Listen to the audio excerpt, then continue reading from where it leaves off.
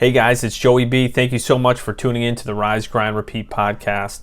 This episode is brought to you by GHP Sport, the official sports supplement of the Rise, Grind, Repeat podcast. Use the word RISE, R-I-Z-E, at checkout to receive 15% off. Also, if you want a free copy of my Level Up Mindset Journal, go to risegrindrepeat.com. That's Rise with a Z, grindrepeat.com, or joeybonfiglio.com for details. Once again, thank you so much and enjoy the show.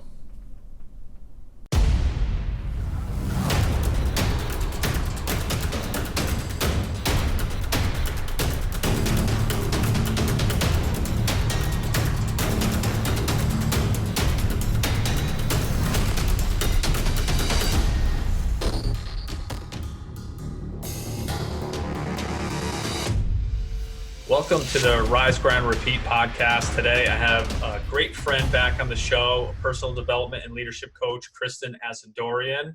I'm so excited to have you on today, especially to talk about your new summer program, or actually it's been a summer program for a couple of years now called Become, and you're moving that to a virtual online program for, I think, 4th to 9th grade children. So I'll let you kind of kick things off and take us deeper into it, and we'll go from there.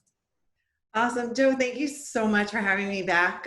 It's always such a pleasure to just sit and chat with you. And talking about Become for me is what I love to do. It is definitely one of those things that I find to be my purpose. And we'll rewind a little bit. You're right. Become started off in a classroom as an after-school workshop. And we focused primarily on 4th and 5th graders.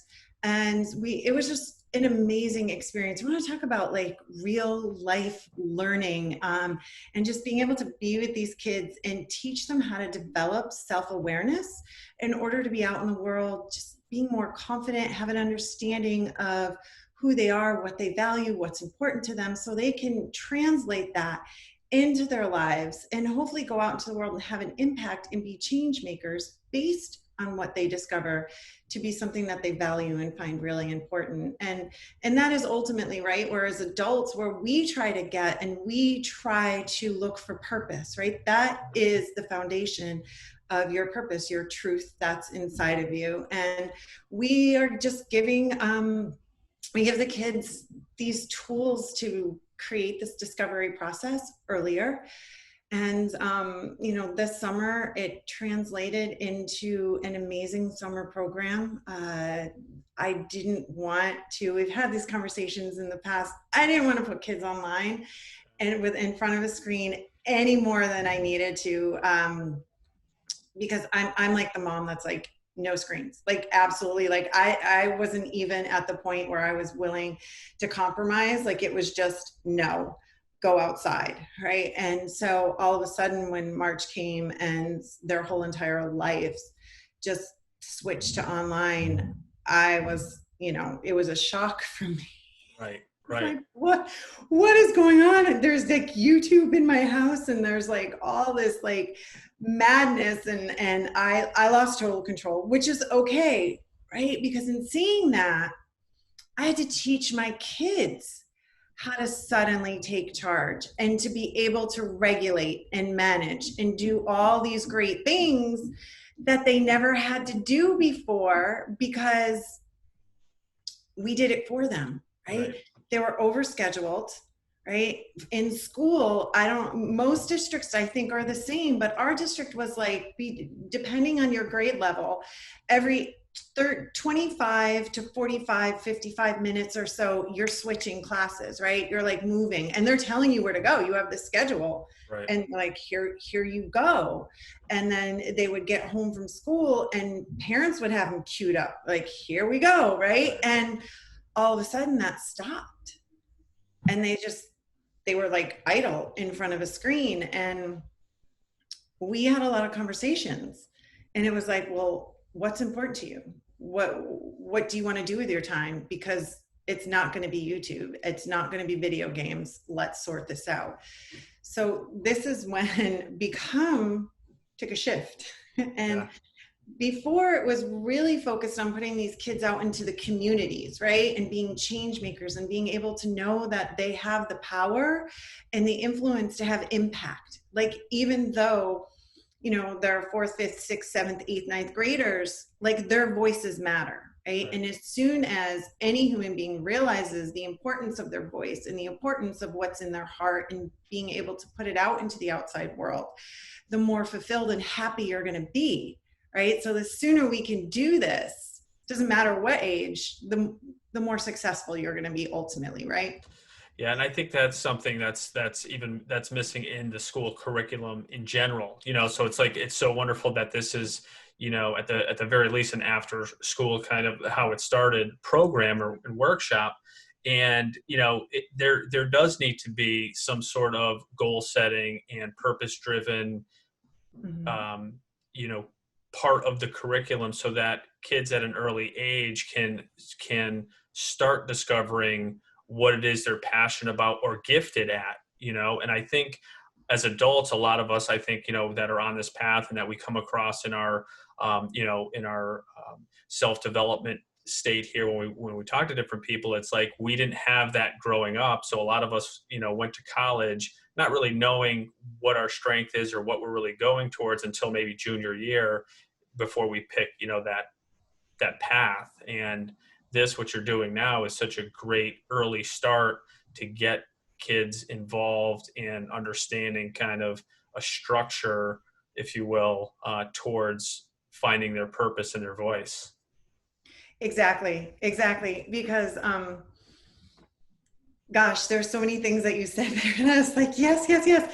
So yeah, like when we went to college because that's what we were supposed to do, right? Like, just go to a liberal arts college, go figure it out. Yeah. And all that was well and good, but like, I don't know about you, but I kind of came out like, I, it wasn't all figured out. Yeah. Right. And I just didn't have the tools. Nobody pulled me aside and said, you know, here are some tools. This is what you should be looking at. These are the questions you should be asking yourself to really get to the bottom of, like, what's Kristin all about? What does Kristin enjoy? What does Kristin want to do out in the world? So it's when you learn to ask yourself these really powerful questions, like, you get to the heart of that so much sooner. And I always say, like, we all have this stamp on our hearts that is those gifts that you talk about, right? Like, each one of us is very uniquely gifted. And sometimes, you know, we're younger and we realize what that is, and some of us, it takes a little bit longer to figure out what that is. And it doesn't matter as long as you get there. But what I'm saying right now in this time, especially with what is going on and with, you know, our kids having to deal with the stress and anxiety of living through a pandemic, not being able to see their friends and have the social interactions that they so need, right? And just being outside playing sports, like, all these things shifted for them. So what also needs to shift, and you hit the nail right on the head, is education, what we're teaching them, right? How amazing would it be if your kids actually knew how to time and task manage? Right. If your kids actually knew how to self-regulate, like, oh my gosh, right now in my body, I feel anxiety. I feel a little bit of stress. I'm going to pull back from this situation. I'm going to find a quiet place. I'm going to take some deep breaths. Or maybe you need to go for a run. Maybe you just need to go find the track at the school and run a mile, right? Like, whatever it is, like, to just know, like, this is what I need right now in order to get me level again, right? So you're not all the way up here trying to deal with things, because nobody thinks straight, right? And I think when you give kids the permission to do that, they are totally capable of Yeah. doing it 100%. Yeah. Yeah. It's, you know, it's interesting because, you know, moving down here to Florida, you know, coming like mid-year, we had the option to, there's a big homeschooling presence down here. So it's a lot, it's either a third do public, a third homeschool, and a third private school. And my wife being a teacher, it gave us the opportunity to kind of homeschool the rest of the year. And then of course, when COVID hit, it didn't really disrupt us from a education perspective because we kind of already went through the tough part earlier in the year when we were trying to adjust and figure the whole thing out. And there's a virtual online community, and then there's a group, if the kids get their interaction with other kids as well that are in the community. But it was interesting in that, we're able to kind of set up the schedule and the classes kind of the way that fits our needs or our schedule. So it's not, they're not, 45 minutes and then they go to the next class, the next class, the next class. It's really, they're able to kind of construct it today what we want, and then we can interject, sports if we want to. So we can take a break at 1:00 and go out and throw the football around or do some type of activity to get them, or give them quiet time to read or meditate or do whatever else they need to do to kind of unwind. So it's worked out for us, so far. But I think that's, depending on how this whole thing unfolds, it's going to be interesting to see if the education system changes to a degree and allows for, the kids to have that time and be able to schedule in this much needed me time, if you will. But yeah. It's interesting too, because the other things that we don't teach kids are how to take risks and how to fail, right? Like I think especially with our parents' generation and our generation, it was, you had to get the right answer. Like everything had to be correct. Like if you're going to make a move, it better be the right one. But who learns from always being right? Right. And so when we can place value on, go out there, do the best you can, make a mistake, learn from that mistake, and then you take that giant step forward because you actually fell. Right. And it's okay. Guess what? Like you fell and you survived. Like it wasn't so horrible. And so this is another thing that we taking risks, failing, all this beautiful stuff that's real life stuff. Right. And before it was we got to teach kids how to balance a checkbook. Yeah. I don't think any of us have checkbooks anymore. Right? Yeah. What's real now is failing. What's real now is taking risks. What's real now is being able to look at fear and say, I see you, I acknowledge you, but guess what? I'm moving past you. Right. Yeah. All of these amazing leadership skills. Yeah. That we would be doing them a tremendous service if this is where our focus went.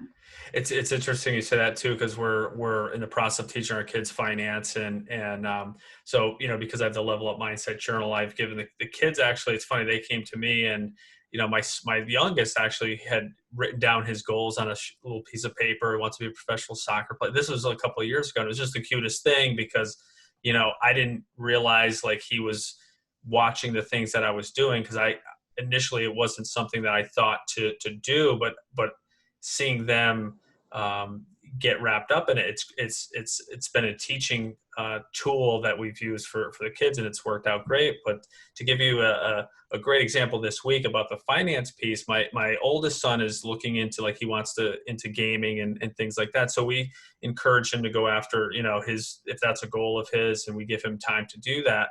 And he's spent some money on these skins for these characters online, and some of the money he's used. And I says, is that the best use of your money? Because again, you're not getting any better by getting these skins, these characters. It's just the look and feel looks cooler, but you're not, gaining anything. So this was over the past year or so. Well, this week he wanted a new gaming keyboard, and he did all the math in his head of the money he what he thought wasted on these skins for these characters.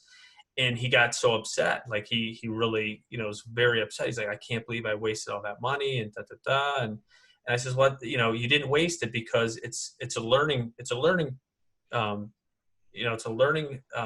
process now. You understand that, that money you can't get back, you used for this, you had a good time, but it didn't equate into maybe what you wanted to, because now you want this keyboard. So now you have to learn, okay, I have to do better investing my money, saving it for something that I need. Obviously there's always, put some money aside for play money and fun money, but it was a good learning experience. So going to your point about failing, and again, it's not a huge fail, if you will, but again, it's a learning process where he realized, okay, that money that he was using could have been put towards something that would be more valuable to him today.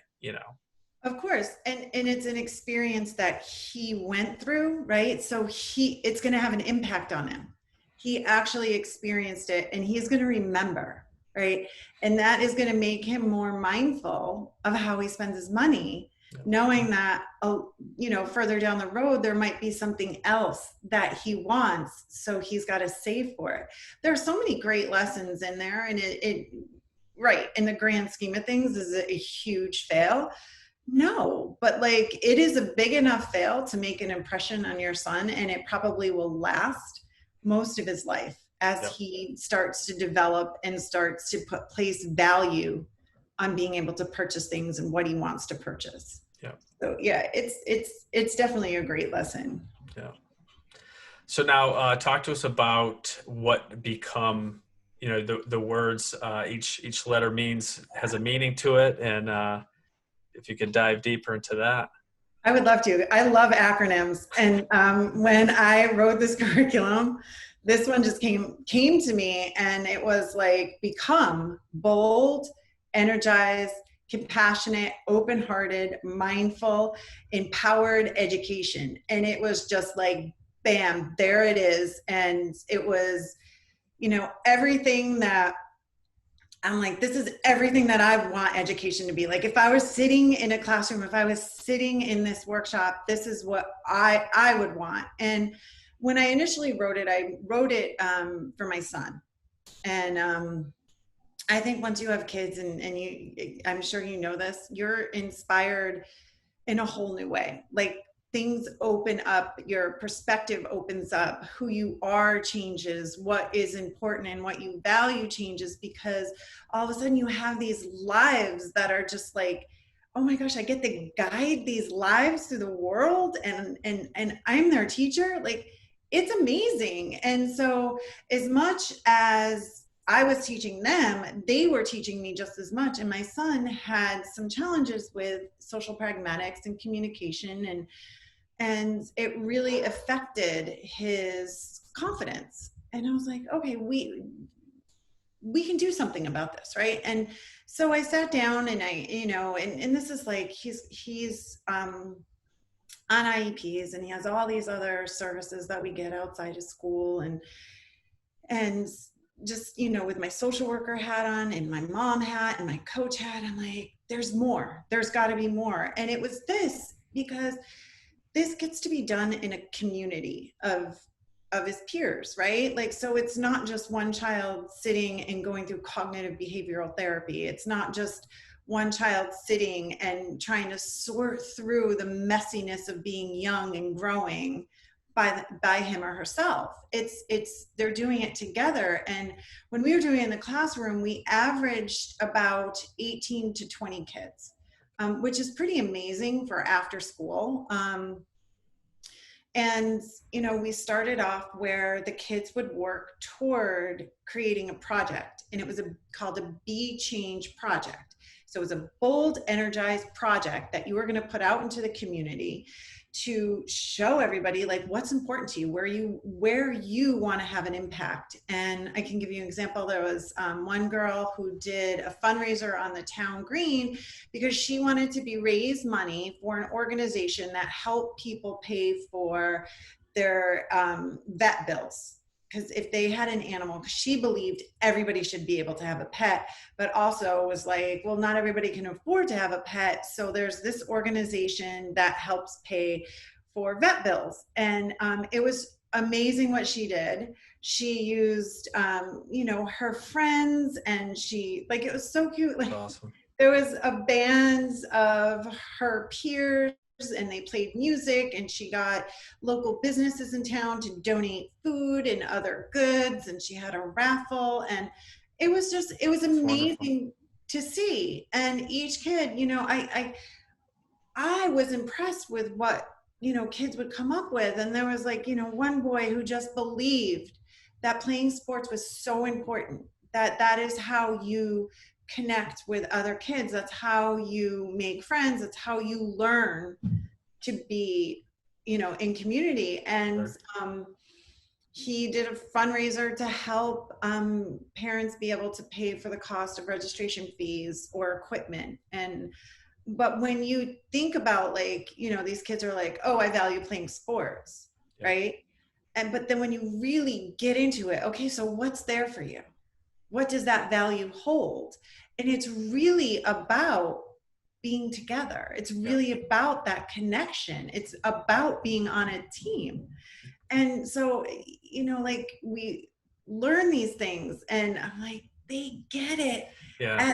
They get it. Especially at this age, and without giving them that opportunity, that window, that you're doing, it's like you don't know the potential either. And it's like, it's Mhm. being of service to their friends and their community. It's so valuable, and it's like almost intangible to put, something on that, because again, it's like, there's a pretty big homeless population here, where we are in Florida, and we see it on a daily basis. And what's great is our community, our homeschool community in Sandy, and are trying to teach the kids on some outreach and how to connect with them. So they'll bake for them, and every week and stuff, like goodies and stuff, and try and drop them off in certain locations and stuff. But it's so important to a child's character, if to instill that in them now.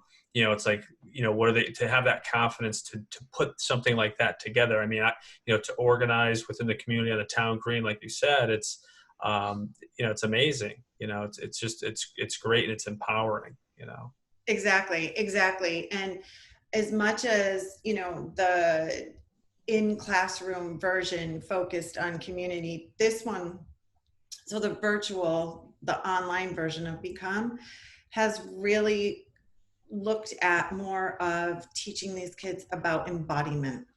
So it's really looking more at the individual and building up the individual, and then saying, okay, this is how you apply who you are to the communities in which you live, work, play, right? So it's making that connection between, what do you think, so your mind, right? And what do you feel, what's in your heart, and that movement in your body, and being able to take it and put it all together. So there's a lot of exercises, and there's a lot of actually them physically exhausting themselves, right? So it's like, do as many burpees as you can. Like, one of the exercises is do as many burpees as you can, and don't stop until you really cannot go any longer. And then when you can't go any longer, you're going to stop, and you're going to take 3 really big breaths into your belly, right? In through your nose, fill it up, fill that belly up, and then exhale out through your mouth, and do that 3 times. And then go and see how many more, right? How many more burpees you can do, because you might think that you don't have any left in you. But when you actually draw on that strength in your core, and you're able to breathe into you and your being, like, yeah, let's put some more oxygen in there. Let's have an understanding of, like, you got the power to do this, give me 3 more. Yeah. Right. So it's really getting them to just understand that, like, your mind is powerful, your heart is powerful, your body is powerful. Put those 3 together and you're just unstoppable. Yeah. But getting them to understand at this age, because a lot of adults don't understand embodiment and how everything is connected. But now the focus is, like, there is this connection. You're going to use this connection now to manage yourself and regulate yourself, and all these things that we didn't take time to focus on before. I'm like, here you go. Right. Yeah. I'm like, if somebody gave this to me, could you imagine having this as like a 4th or 5th grader? Yeah. Never mind like a 9th grader. Right. Yeah, it's funny. I was talking to my hockey teammate from high school and college, and we were joking around about some of the stuff, the information that we have now about mindfulness and meditation and all that, how that would have positively impacted our athletic career, and and things like that. To have that when you're young, it's like, what a so anything that we could do now for the youth like that is going to give them such a better advantage at life, just in general in their state, now this kicks off next week online. Is that It when? does. It kicks Okay. off next week online. So I'm running two sessions. There's a session of fourth and fifth graders, which is in the morning. And then in the afternoon, we have a session of sixth, seventh, and eighth graders. I didn't have any ninth graders that were interested, but we will build sessions out because this is so important, Joe. Like it is unbelievably important, and I want every child, like, I don't care who you are, where you are, if you're like, I need become, and for some reason there's an obstacle in the way, like, talk to us. We Sure. will figure out how to get this to you, because it really is that important. And I just think that it's going to take school districts some time to catch up. I Sure. think that schools are going to realize this is where we're moving. It's inevitable, right? Yeah. It's inevitable, but the way policy works, right? The way politics, it's public schools, it's hard. Like, there'll be administrators in there who will be like, yeah, 100%. But to actually get these things implemented, there is going to be a delay. Yep. So, like, I'm saying, like, our kids can't afford the delay. Yep. Like, right now, let's do this. Let's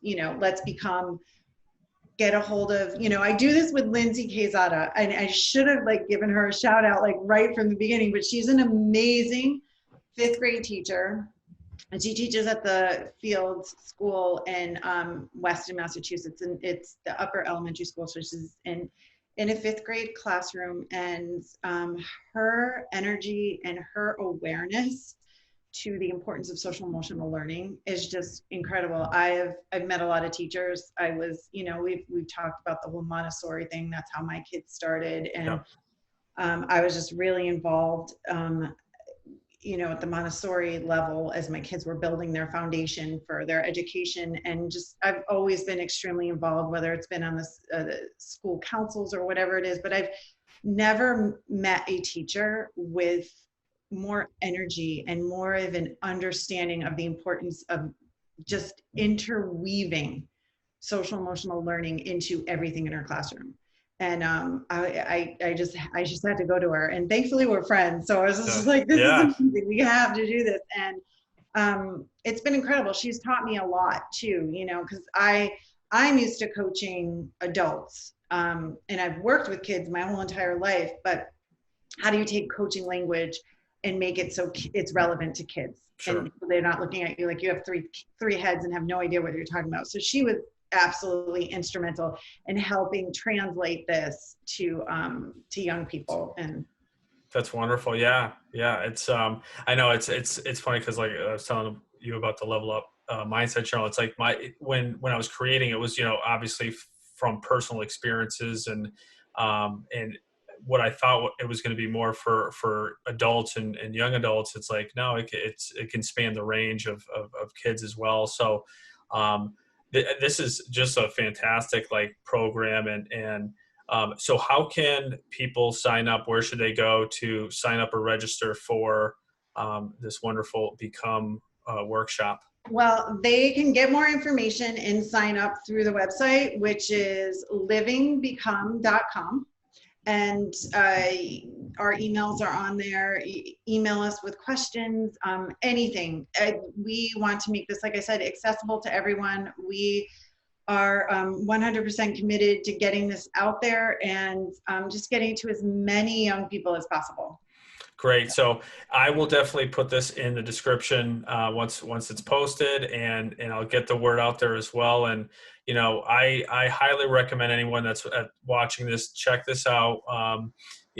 Chris and I have been friends for a long time, and the compassion that she has for everyone, and now to put this out for children as well is so inspiring and encouraging. So please do your best to check it out. If you have kids, I highly recommend it. And yeah, we'll touch base, Kristin, and look forward to having you back and see how things are progressing as well. I would absolutely love to, and I know I'm gonna have like great news for you. And what would be so cool is if we could even have like if one of the participants on to just talk about the experience, because I always find that it's, when they're able to articulate, when a participant is able to articulate what they've experienced coming through the program, it really helps for you to get an understanding. And we always have our pre-survey and our post-survey, and I love reading the post surveys because I was like, they got that out of this. This is so awesome. And it's always like, that connection, right? Right. And that connection to community, the connection to themselves, and that awareness and the confidence to be able to take those connections and grow them and just, find their truth in them. It's amazing. Awesome. Well, Kristin, thanks again, and best wishes. Good luck with the program, and I know it's going to be great. And yeah, we'll definitely look forward to having you back with one of the participants. That would be awesome. Thank you so much. I would love that. All right. Take care, Kristin, and we'll talk soon. Okay. Thanks, Joe. Yep. Bye-bye. Bye.